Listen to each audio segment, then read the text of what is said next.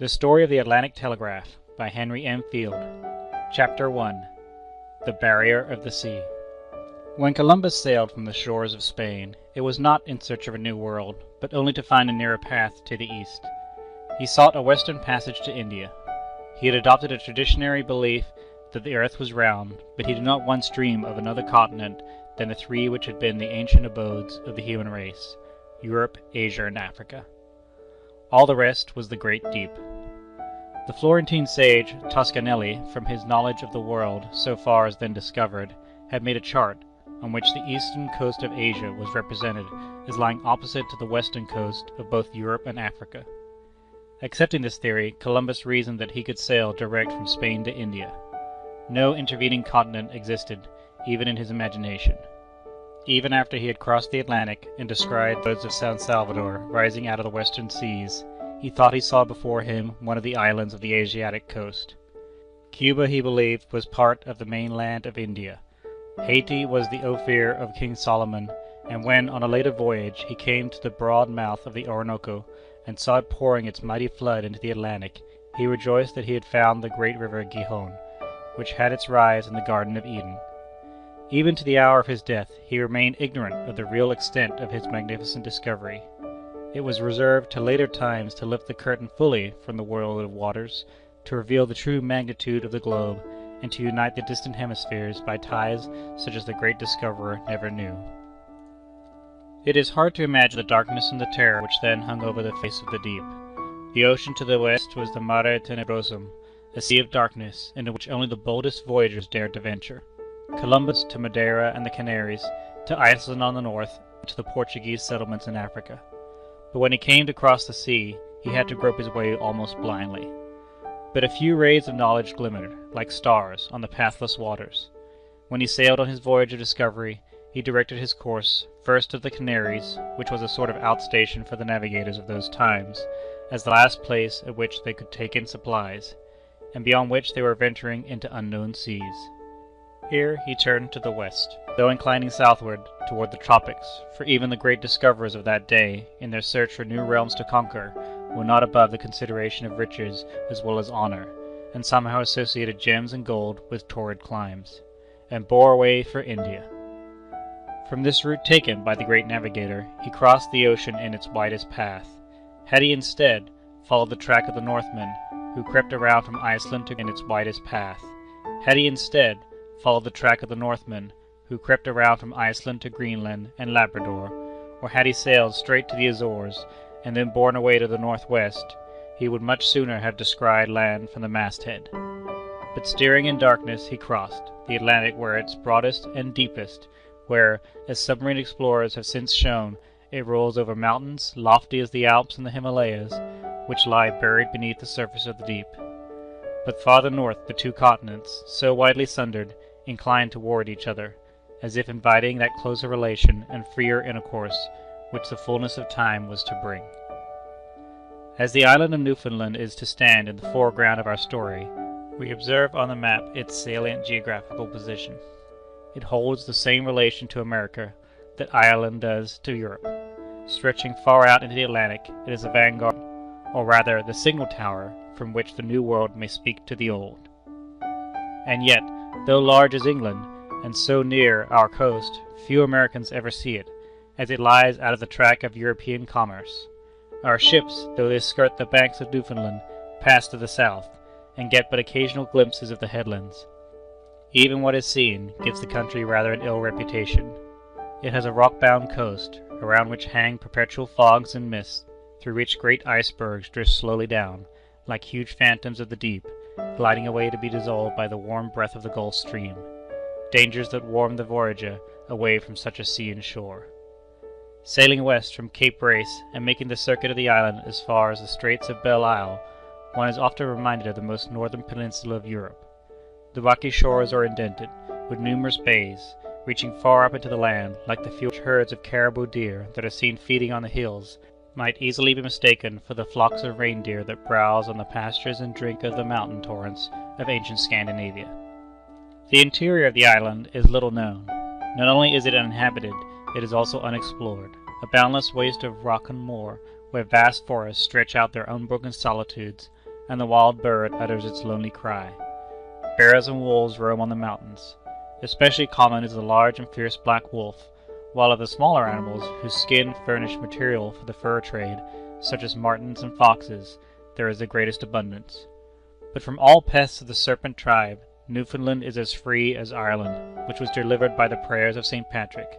There is not a snake or a frog or a toad in the island. Yet, even in this ruggedness of nature, there is a wild beauty, which only needs to be clothed upon by the hand of man. Newfoundland, in many of its features, is not unlike Scotland, even in its most desolate portions, where the rocky surface of the country, covered with thick moss, reminds the emigrant Scot of the heather on his native moors. In the interior are lakes as long as Loch Lomond, and mountains as lofty as Ben Lomond and Ben Nevis.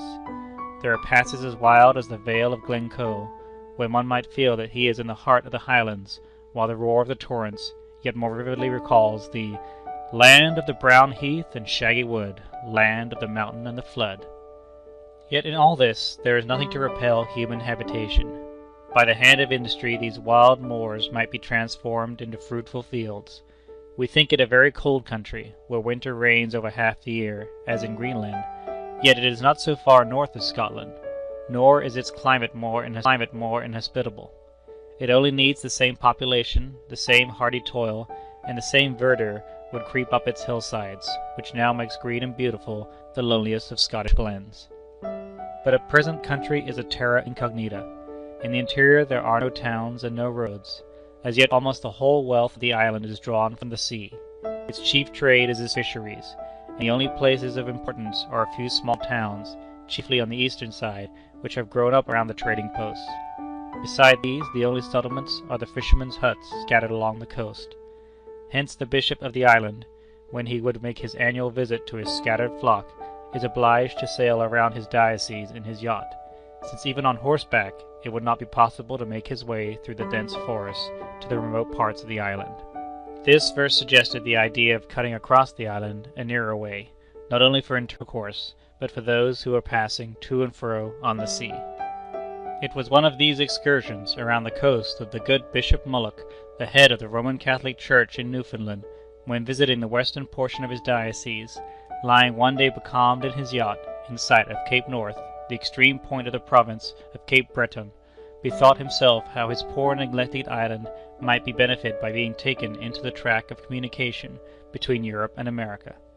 He saw how nature had provided an easy approach to the mainland on the west. About 60 miles from Cape Ray stretched the long island of Cape Breton, while, as a stepping stone, the little island of St. Paul's lay between.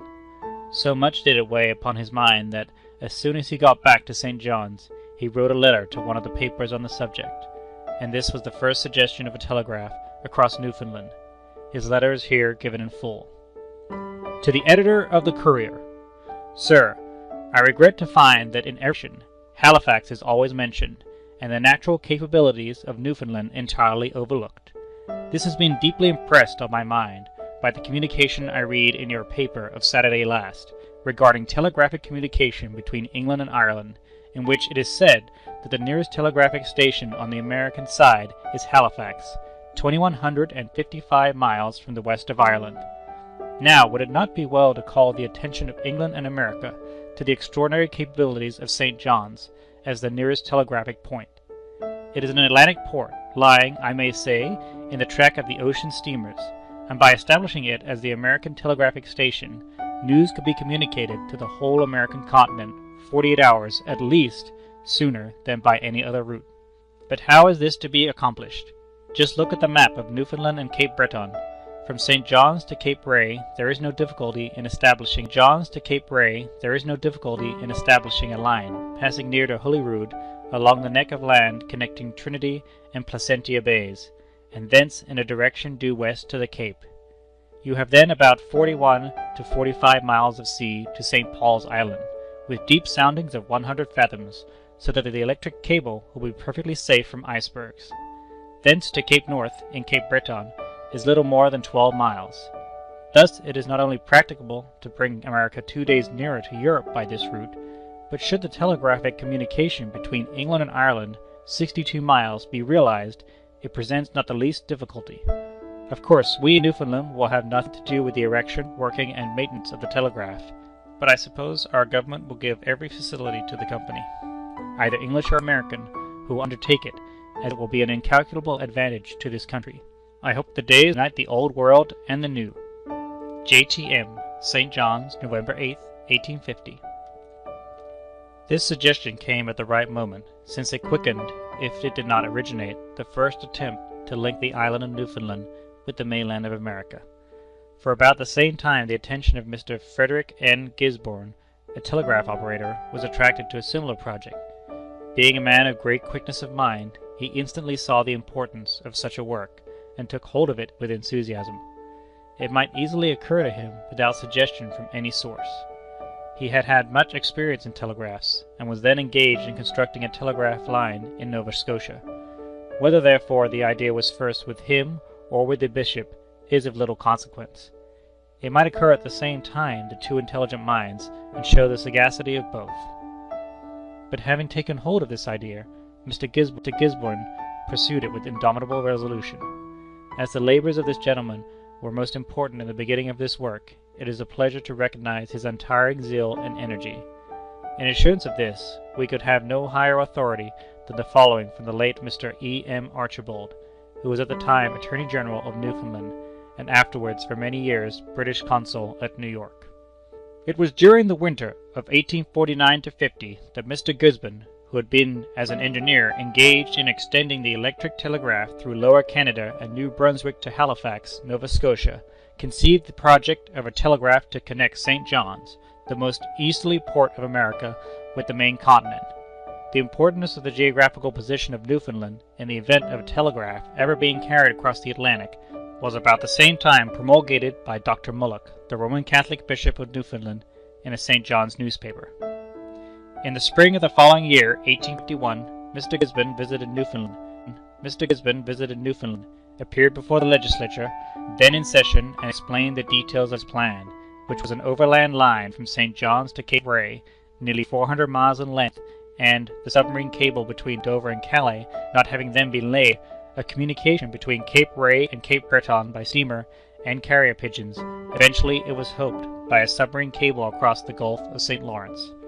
The legislature encouraged the project, granted £500 sterling to enable Mr. Gisborne to make an exploratory survey of the proposed line to Cape Ray, and passed an act authorizing its construction with certain privileges and the appointment of commissioners for the purpose of carrying it out. Upon this, Mr. Gisborne, who was then the chief officer of the Nova Scotia Telegraph Company, returned to that province, resigned his situation, and devoted himself to the project of the Newfoundland Telegraph. Having organized a local company for the purpose of constructing the first telegraph line in the island, from St. John's to Carbonear, a distance of 60 miles, he, on the 4th of September, set out upon the arduous expedition of a survey of the proposed line to Cape Ray, which occupied upward of 3 months, during which time himself and his party suffered severe privations, and narrowly escaped starvation, having to traverse the most rugged and hitherto unexplored part of the island. Footnote A.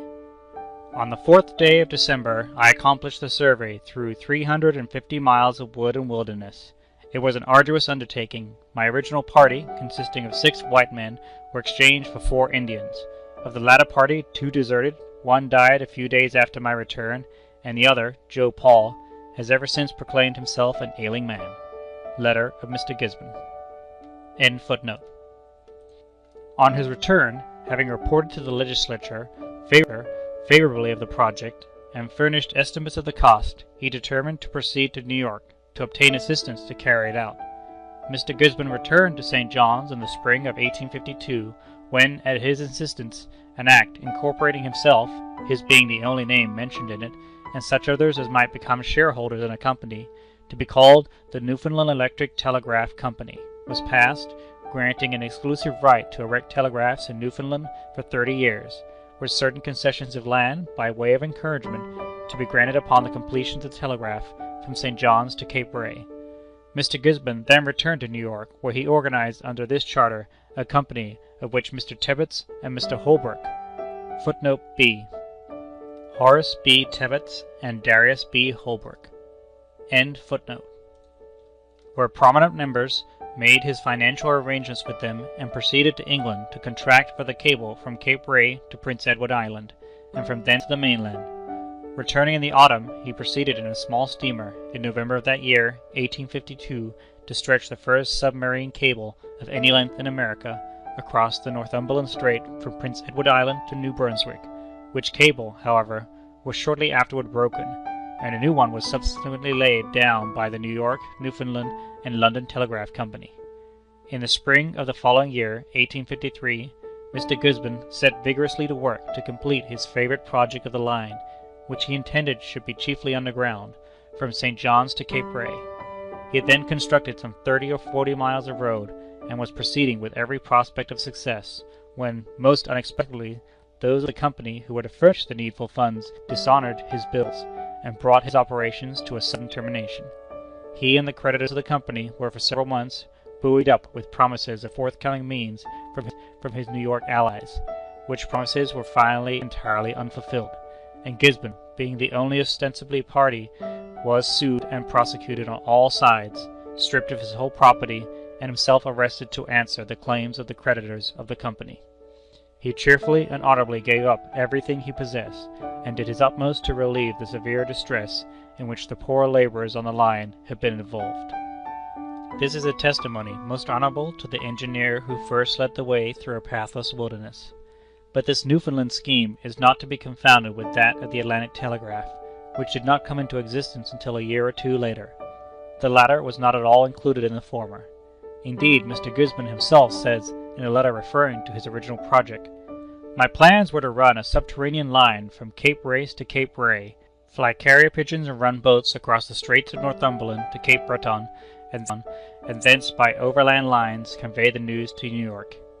He adds, however, "Meanwhile, Mr. Brett's experimental cable between Dover and Calais having proved successful, I set forth in my report, which appeared a year after his first proposal, that carrier pigeons and boats would be required only until such time as the experiments then making in England with submarine cables should warrant a similar attempt between Cape Ray and Cape Breton."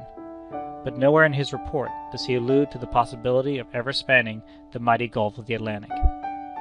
But several years after, when the temporary success of the Atlantic Telegraph gave a name to everybody connected with it, he or his friends seemed not unwilling to have it supposed that this was embraced in the original scheme.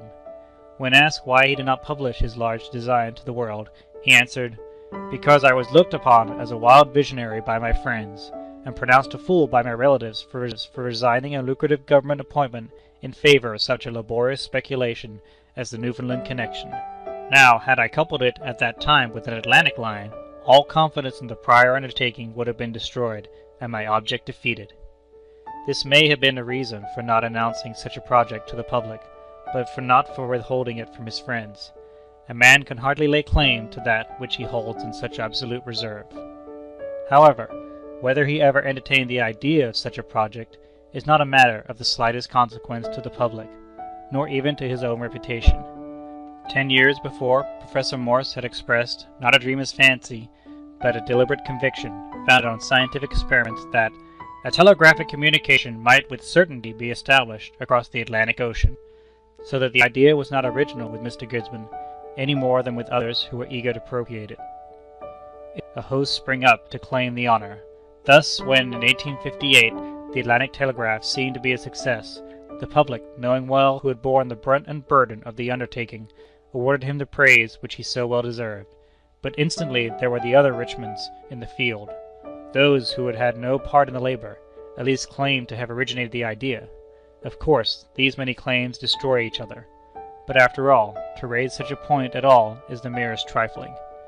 The question is not who first had the idea, but who took hold of the enterprise as a practical thing, who grappled with the gigantic difficulties of the undertaking, and fought the battle through to victory. As to Mr. Gisborne, his activity in the beginning of the Newfoundland Telegraph is a matter of history. In that preliminary work he bore an honorable part, and acquired a title to respect, of which he cannot be deprived. All honor to him for his enterprise, his courage, and his perseverance. But for the company of which he was the father, which he had got up with so much toil, It lived but a few months, when it became involved in debt some $50,000, chiefly to laborers on the line, and ended its existence by an ignominious failure. The concern was bankrupt, and it was plain that, if the work was not to be finally abandoned, it must be taken up by stronger hands. End of Chapter 1. Recording by Alex C. Talander. www